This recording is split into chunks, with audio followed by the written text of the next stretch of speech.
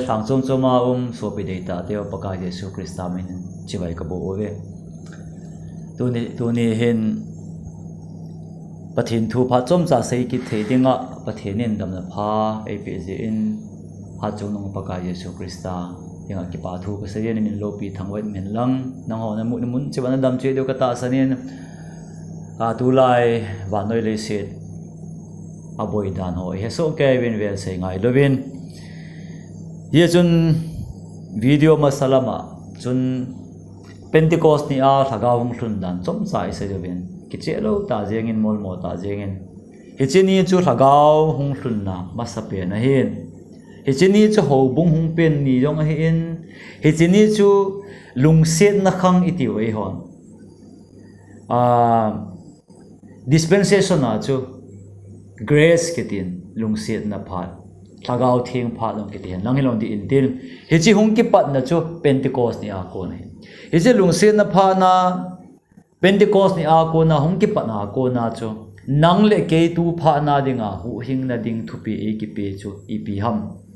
tuile thagawa pen tha na hichi pen tha na chu Jerusalem a Pentecost ni a ho bung ki phu do ni a chu Peterin I tabanga sermon ani ya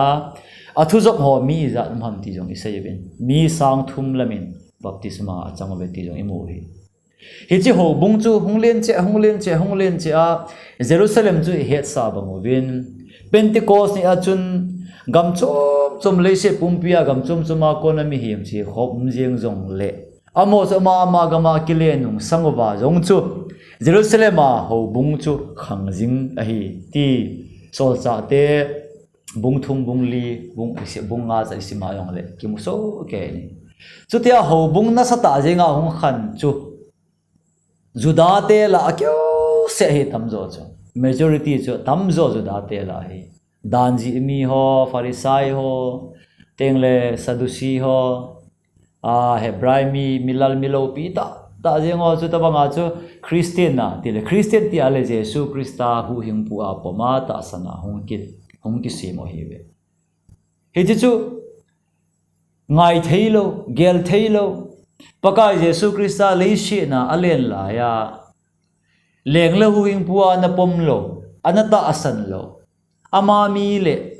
ama za le nam ma ma ho isi thim pu chung nung ho hen lang dan ji mi ho hen lang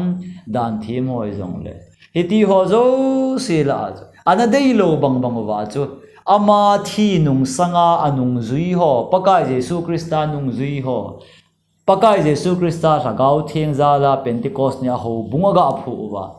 ya ko na paka Jesu Krista me na baptisma thu ga sei kinu wa ama me na hetia chu juda talo Greek mi yom talo tia Jerusalem kho a cheng ho zo se ho bunga ki po kisu khom je mu chu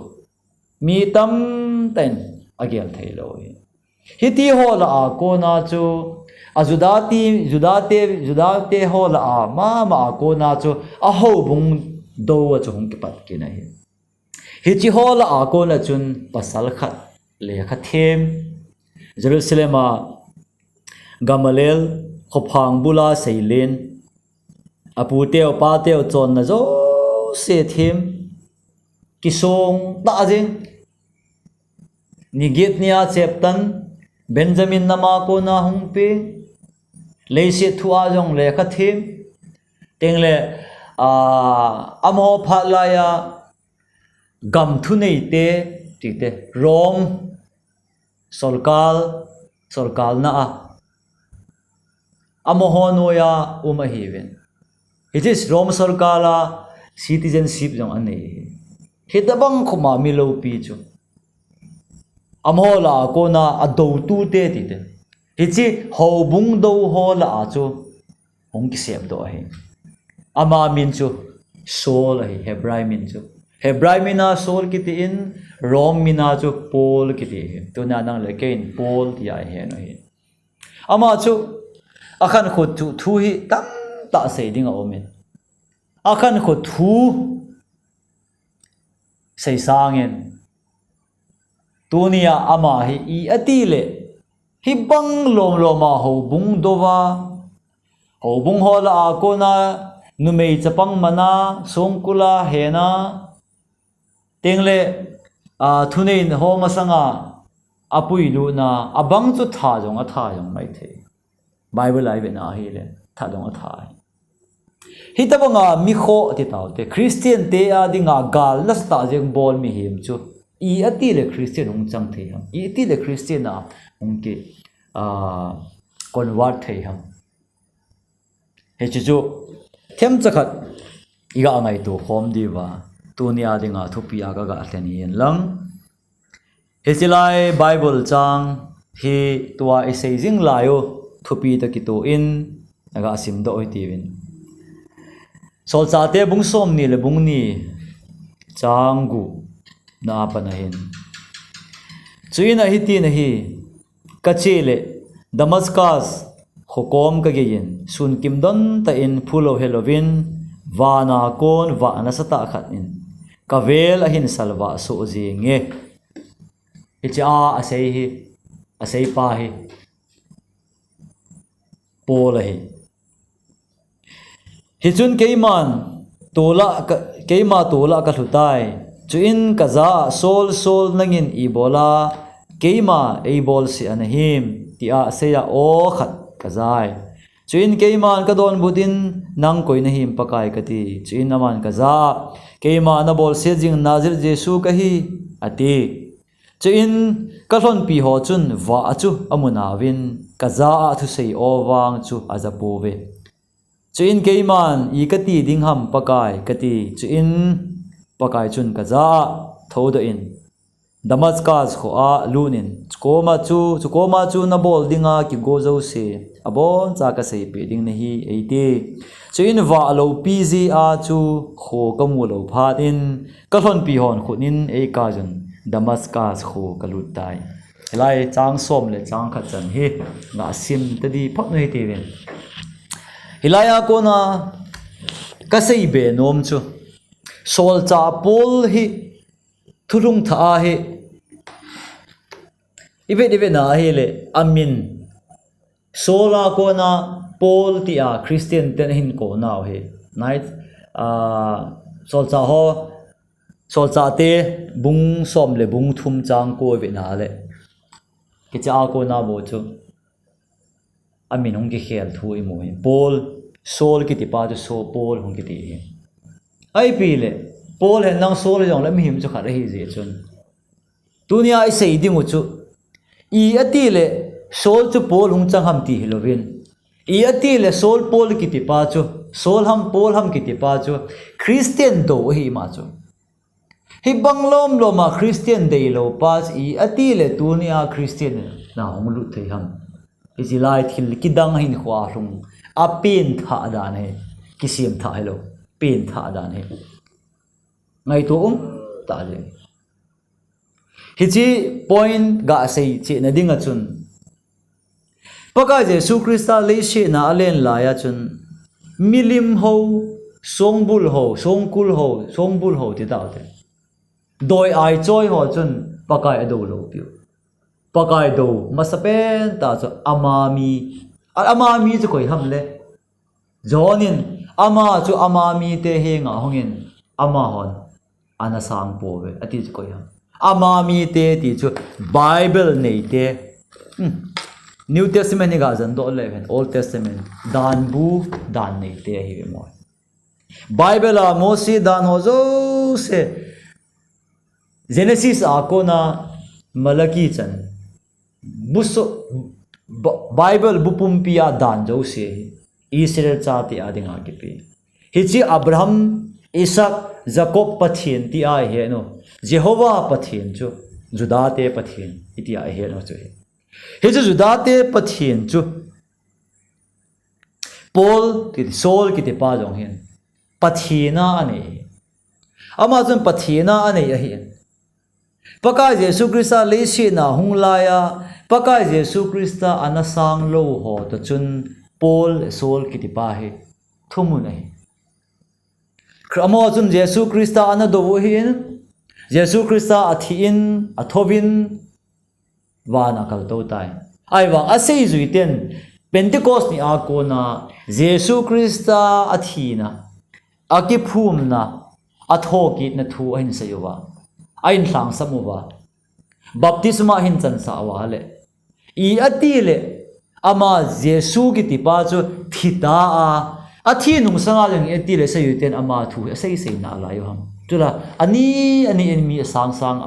a puilu jing na la win ti chu ama phat pol sol phat la ya hi ama chu hi chi do wa cha pang ai hi jia cha ma mi ma cha na ama mi ma chu song kula he na abol gi mai hi chi lai ta chun Jerusalem thunei tu te a ko na le kha kila Damascus kho zo nahi Damascus je pi bor bol Jerusalem ki pan tu pha an thung chu he chi ki pan tu pha chu mi khat mi ni kwam khat chun Damascus kho langa chu an po phe hi ve ta an rang sak hi ve ta hilanga Damascus kho a chu pakai Jesu Krista ta asam an ta chu ama ho hi nga chu he chi pol chu che go ai Chibai ga bola ki pathu ga sei dinga chi lovin ama ho chu gamana songkula hen dinga te hilai hin neu khat ga ki le hen Pentecost ni a ko na ho bung hum ki pana Pentecost ni a pakai Jesu Krista mi baptisma changun lagau thieng ki pe a hi na chanding o hi ti a Hebrai mi mama Peterin anasei chu hijini a chu mi sang thum lamin an zo mowa ho bung cha ko na ki panai sol cha te bung thum bung li bunga ega sim su a hi le ani ni a mi him chu pung jeng ai teng le bung ge ega sim ki na le bung ge na jun samari khopi yong lung tai ki ke moi ya jun bung so mi sim ki na le Cornelius te in sum tu ki pan tu pa lungi a ho bung thu a ke se lo pathin thu thun na chu Jerusalem a ko na pakai thu hong po na Jerusalem a ko na lung heya chong se ngai dan thu chu ama mi na hong ki sei ding hi ti lukan ana sei banga chong hi chu hong gui thunga pathin thu chu hongjal pe hong che pe a samaring thunga konili ten su hong thunga tua sol ko ma hong thunga ai le Asia Minor la Europe gama gentel te la ti taw te hang pe gentel te la ho bung phut masapel tela phut tam pe nong ti taw te apha la ya apostle pha ho pha la ya edi zakhat chana chun sol cha pu le ale gentel te ko ma ho bung a phu to Jerusalem ma ho bung Pentecost na ki phut chu ep za ki ba lo na nei ham Bible a ki ba lo na khat sa seim lo Pentecost ya Peterin ho bung pe Jerusalem ko na van kot he manga pathin thu na thang sap leya ahon wana ki hon dingati hi chi thu ana sai ki pan thu pa chu hi chi ma mang cha a chu hi chim ki pan thu pa ko na chu sol cha poli ana ping tha hi hi chi pin tha zo wa chu Asia Minor Europe gama pathin thu na sata je nga na thang sama amun agama ho bung ana phu a Ijawa chu Rom Copia ke le a Rom Copia chu martyr changai edi za chunga chu ajin dan hong tam ta sei ding mujong le hilaya hin kho thu ki khel lai ta hi tu ni anang lekin igel poi moding igel kho ding ka dei choi Jesu Krista do ama ami hi ma na do de chom hitante paka Jesu Krista min ana sei pu amin lam him jong so ngai thei lo hi mo chu hi ti ho se gen te ding a chu so cha poli ki panai ati le hin ho chu ya jun man chilain se da Damascus khwa chi a hi le sun changlai ta ni pi sun changlai ta vai na ga kho le i tabang wa lo no wa hai tan te khomulawa sakola ko na kile hla to je amu ta lo i pi se masa pe nam o hongging e Hijun kaza sol nangin ibola keima ibol siya na him tia o kaza iti chu so in keiman sol chun ipi sayam nang koi na him pakai hilai tahi thil he thim lo tam ta sulam tua pang thei hi isai ta ma bangun vainin kho lu a chu o hongjing ai hi chi o chu anoya sei na achun ka chi pi sokola to ho ka chi pi ho chun o chu jana ve wa chu wa o chu jana ve a hin la e pi ki sei hi chu he lo hi chi chu bungko la nga si ma hi le a sei dan za chum chum manga ki lang hi ala sei aslaya sei polin sei go kho pen ta chu o ging chu jana ve hi la e pi ki sei ham ti cha za lo hi chu bungko to chang so bung som ni bung ni isim ko ma hi le thu ki kal banga o ma hi ki kal lo hi iban chun koi ham ama chun koi na him pakai ati laya pakai ati hi poi mo sol cha pol chu sol cha a hi ma sanga chu akam chenga ko na pakai apot nge ya hi le ama chun koi pakai ham ko chu le Old Testament Abraham pathin Isaac pathin Jacob pathin Mose dan tu pe dung zuya ko na hong sailen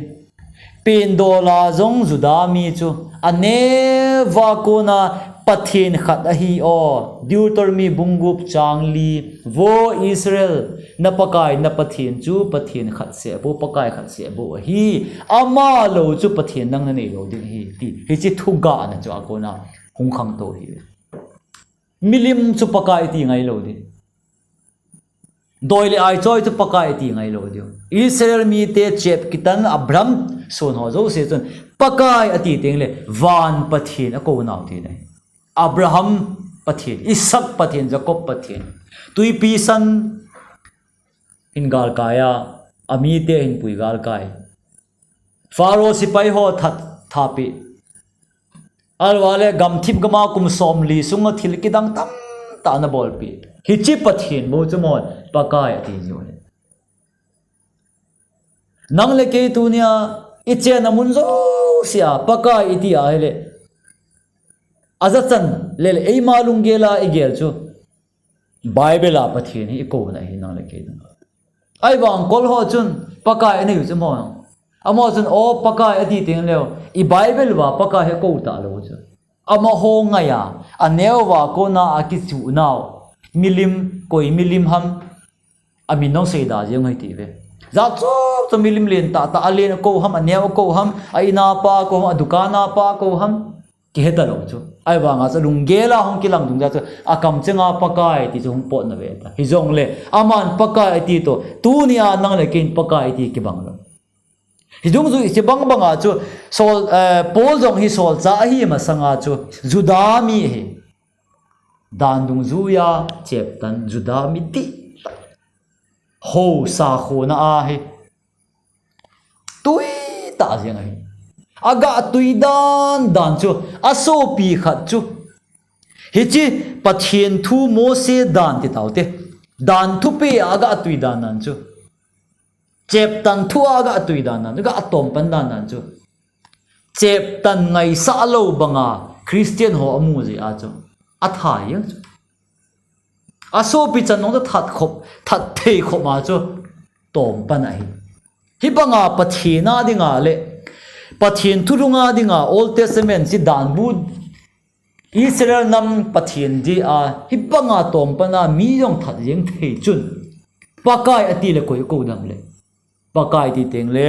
le levan pakai Jehovah Elohim ti za chom choma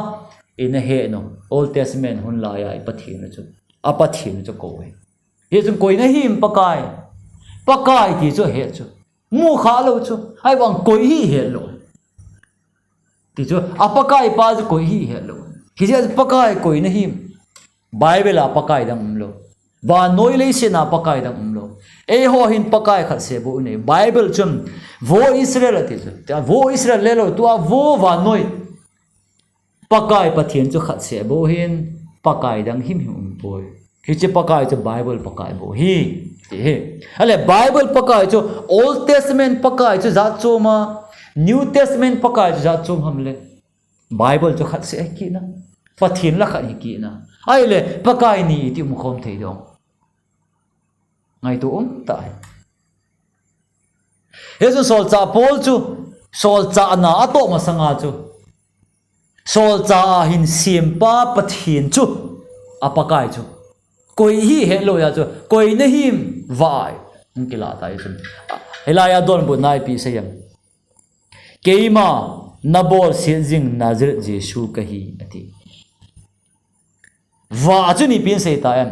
keima nabol sienzing Nazareth Jesu chu kahi ti chu Paul chun kidang saveta iti a nang ka bol sit ham iti a nang chunga ka eng khan ham ati mai the Bible paka Yesu Christan asai chulan koi hele hiti hola a aneu pen jong chu kamina thilpha bol pe chu ati chu ya chu paka Yesu Christa ta asan ho Damascus ho an ho asu gen thei hiti lawang Jerusalem le avela judagam sunga Christian ho asu gen thei chu paka Yesu Christa su gen thei hiji chu paka hin phone do ta chu keima na bol sejing Nazareth Jesu kahi aile solcha pol chu solcha pol ga ti te he thei do len solcha hi lai dong le itu sei lai ba solcha pol chu vain a khoma sanga chun pathin pakai tia ako sele aman ako chu Jehovah pathin ai le pakai tia Jehovah pathin ako jingla ya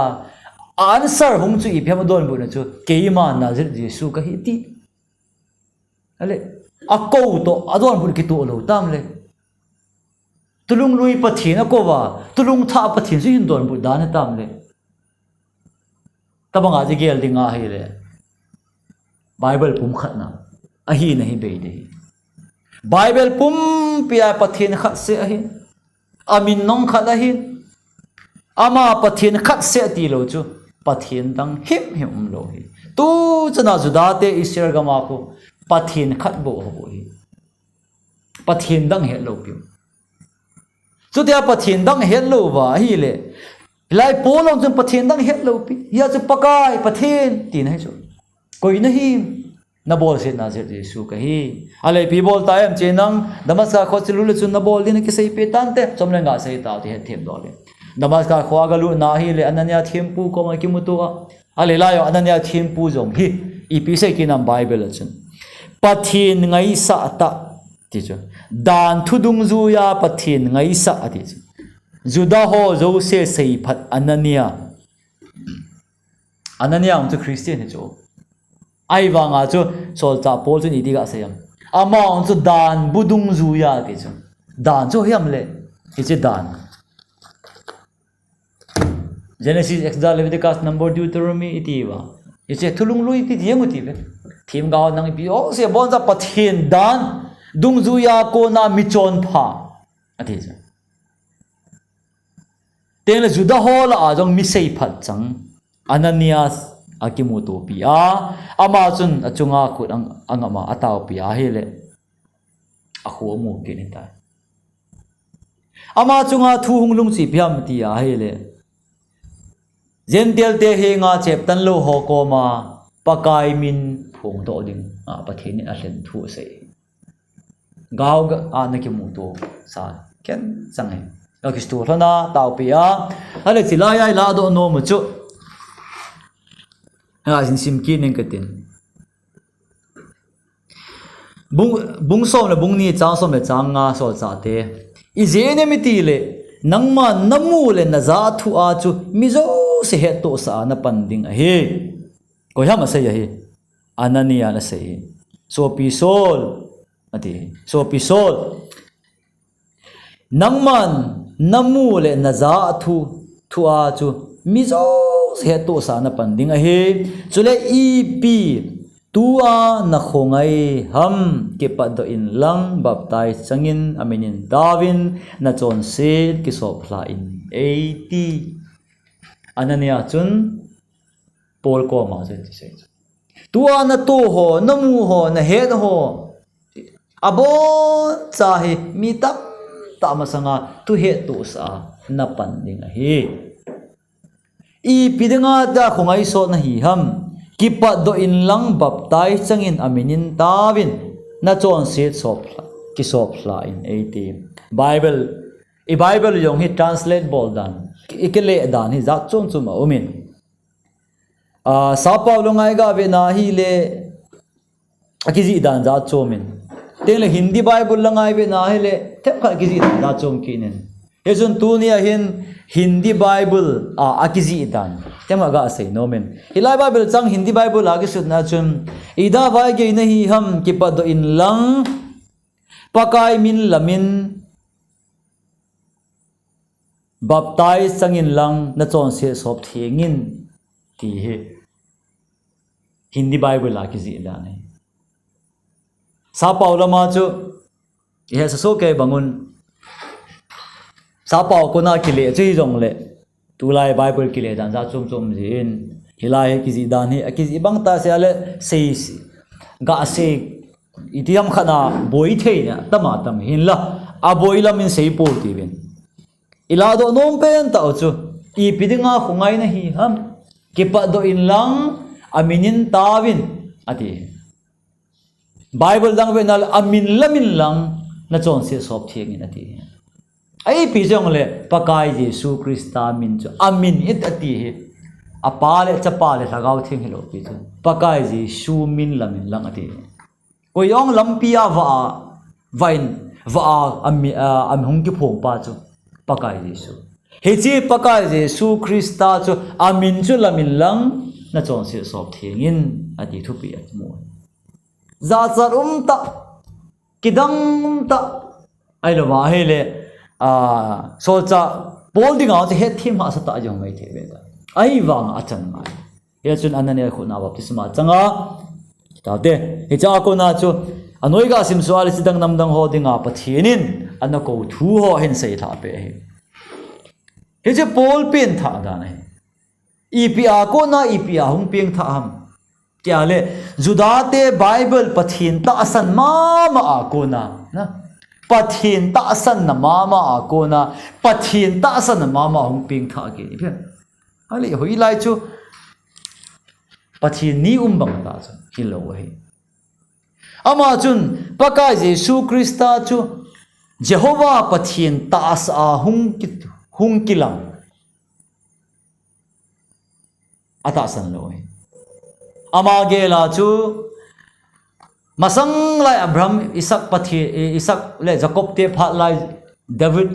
te ho thim ga ho phat lai ya o ap thu na sei ji pathin Jehovah bang chu ta sa hung kila na chu ama ata san lo ji a chu tabang banga chu pom na lai ai wanga I Bible ve na hi le chun hi chi pathin thu chu ta sa hung so a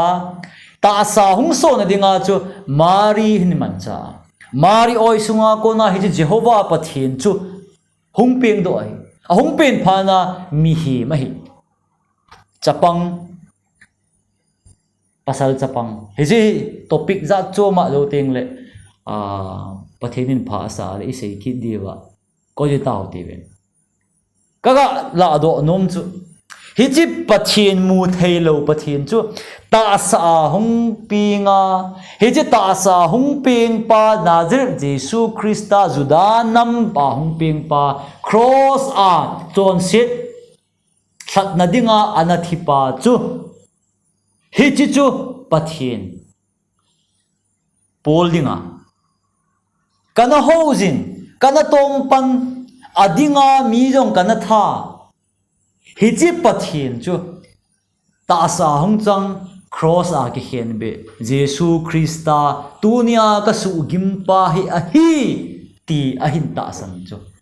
he chi ta san na a ko na chu amin lama baptisma changa pin tha he ida pin tha ngayong ki banga pathin ging na pin tha ngayong ye chu amang chu mi him lui hi nu oi sunga ko na hung pin chu judami hi chu judami hi na hung penga dan zo se hung thema le se chin zo se hung thema ami him hi na pa chu apin tha lo wa helwan gam lu thei lo he ama chu wan gam alu thei phot lo wa hi le midang wan gam lu na lampi cha hil thei lo he khizi a chu chidang nam dang te ko ma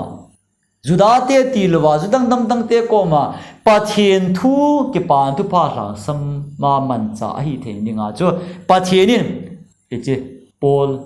Saul he ahin ko he a kho thu a wa in o honginga koine hi mati le na bol se Jesu ka hi atita hi je Jesu ka hi ti a cho a he hi ta ve ta ya cho Damascus ko a chi a sei bang mga baptisma ka changa hilai se banga chun kipa do in lang thovin lang ti taw te thovin lang amin lamin na chon ser ki sop thla in Hindi Bible dum zu in sei taw te kipa do in lang amin lamin lang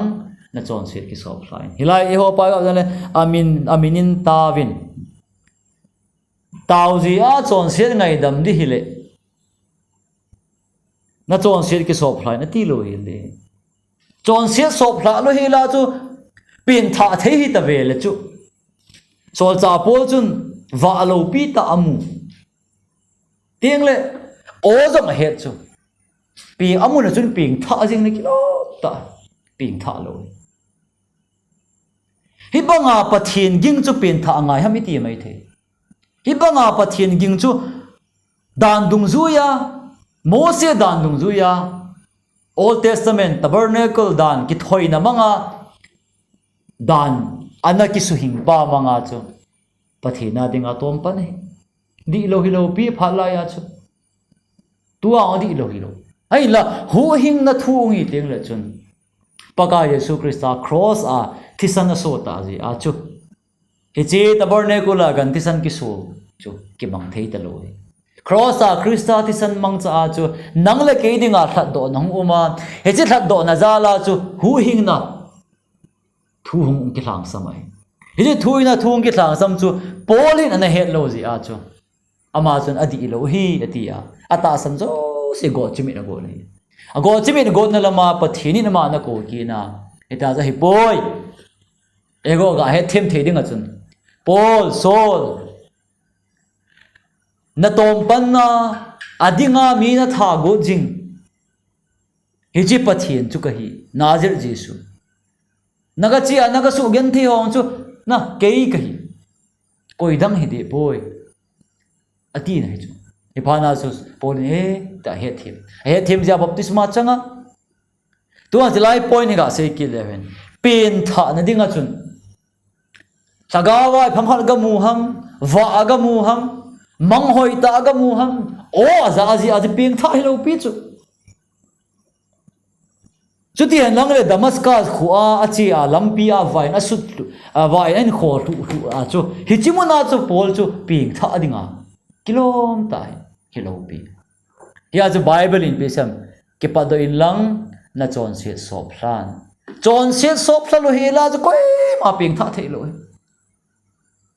video masalangai sei bangwa chun tuile thagawa ping tha lo chu van gam lu thei lo sol cha polong chu thagawa pe tuya pe ngai lo le van gam lu thei lo di ya tuya pe na dinga chu ami him lui chu atha nga ya asop nga ya atha nga ngai da ma chan ngai he chon se ngai dam ti i tau ji a ngai dam jing hi poi ka ti na ji ma hi John le ka to lam si ma hi le chon se chu tawin ati na uma hi chi chon se wang chu taw hin ati na uma chon se ni a khen hi Bible chon se thi na hi ti ai wang chun hi chi chon se wang chu tawin ngai dam na hi ding hi hi chon se wang chu tawin ngai dam na chan lo ding hi tin na bang banga chon se ni a khen hi chi chon se thu ta tu ma se ki dim hi ya cha chom langa kaga se ya chon se chu ga taw ji a ngai dam chang jeng the hi lo ka ti chu pin tha na thu do la chon se ngai dam ka se pin tha na thu do la chon se ngai dam ni hi teng le chon se chu sop ngai hi a sop ngai a sop ma ki sop na chu pin tha iti e chu zon mung thum chang gu ma paka ya sun tu ya laga wa pin tha ati chu ya dunia polong Ananias to Damascus khwa ki mu to na a chu pathin thu dung zui ta jenga hi chini az ke pad do a chon se da som hi chi ama na seina a testimony a seina hi ki tian ang le sol cha bung som ni le bung ni ama testimony seina hong pin tha dan a ki sim tha dan lo a pin tha dan paka Jesu Christa chu hu hing pu hi he je paka Yesu Christa chu leilewan sim Jehovah pathina hi cross ana thipa chu hi mari oi sunga kon hung peng chu hi atila thu ta sa phe hung chang chu hi ti apom phana chu ata asan na chu hung ki khel ata asan na bible a ko na hi amun chu ma ga chi lo pi a bible ma a thil hung ki khel pa chu ai ama zo hi ti he chet phana chu ama mina chu baptisma changa a chon se la sop thinga ping tha ya i pha cha ko na chu ti taw te chom lamin ki pan tu pa in thang sap ta chu ki pan tu pa in thang sap chu Jerusalem a Pentecost nya thang sap to ki khiam ki khelo pi Jerusalem a Pentecost nya thang sap Samari solcha te bungi na Samari khuwa khomi ten ki pan tu pa na sa nu chu hi chu chu za chom de lo bung so ma Cornelia te in ko ana pen tha da nu hi che pathian thu dong jun ki to pe a top nai pi sei ta em ale khaji na cho galati bung khat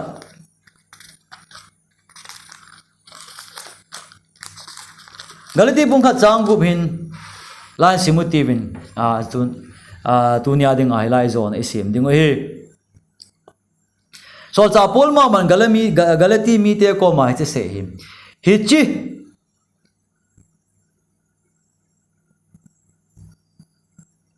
bu changu ma kon simui ti ve tu le tu ka se a Krista milung sit na a na ko pa wa ko na thupa chom be lama na kai je ngu chu kidang ka sa the jenge hi chu thupa chom dang jong a hi sam poi hi to bang mi hi phabip khala umui ama ho chu nang ho su chawai le Krista thupa hi akale a heiding go a hi bo wi ahin keiman nang ho hi nga ka hung sei ki pa na thu pa hilo akalwala thu pa chom dang hung se ya a umle kei ho hi wing a hi lo le wana hung kon van ti le khat to hi jeng zong le ama chu sab se chang hen masanga ka sei bang wa ka sei ki de hi nang hon na zop saw thu pha chu hi lo wa thu pa chom dang na hi ngowa hung se a umle ama chu sab se chang hen keima tua keima hon ka hung se yuti so cha polin galati mi te ho bung chu ama phu hen keiman tunia ka hung se ki pan tu pa ke ka pin tha dan Jerusalem a Pentecost ya ko na se zui chi ma sa te na pin tha dan he ji pin tha na keima khung ku keima ko na ka pin tha na banga ki pan tu pa ka hung se pin tha na thu van gam thu kong se ki pan tu pa chu he ji ki pan tu pa ti lo chu mi chom koi hi jong le wana van ti van ti li hen lang ati chu koi hi jong le a hung sei oma le kei ho sol cha ho la ko na hung sei om jong le sab sit chang hen ati ama sei hi lo ki pan tu padang sei ipiam le sol cha polling ki pan tu pa sei chu a ki pan tu pa topic za chom ng inei ki tiu ta san ni te ven chu yo te le sim diu e sei hom ki diu ki pan tu pha mong he ama na sei ki pan tu pha chu kham ama sang pi ama testimony ti taw te ama pin tha dan chu sei di ta san mai a pin tha dan zoi ga sei ta bang chun he chu sol cha pol pin tha dan ale ka thon hoi sim wa a hin la ama pin tha dan hi gun ta je nga easy le pot jong ngai ya jun ka so pi de ta te bible in tuile thagawa pin tha nga je ti chu ipu sol cha polong chu juda sa kho na a ko na chu paka Jesu Krista chu hin poma paka Jesu Krista pom ta ji a chu juda sa khwa pathin joda ha helo hi juda sa khwa pathin khat se chu paka Jesu Krista hi a hi ti ata san ta ji a chu ama mina baptisma changa hi chi ki pa na thu pha athi na thu chu sang sab le ya gentel te la milopi pe missionary lopi pe ngai hong so doi he chun tu ni a ega aseyo eche pathian thu hi pen tha na sol cha pol banga hu hing na lampi ho a ama hin khu a ko na ama testimony a ko na chon set sop hla theina pathin thu hing thil bol the na chu he thiam thiam ding ovin pathinin angai late anangai tho zo se he thiam the na lagaw le pathin thu zok theina lung thim na lagaw mal som na bon chawin na pejing tawin amen ki pa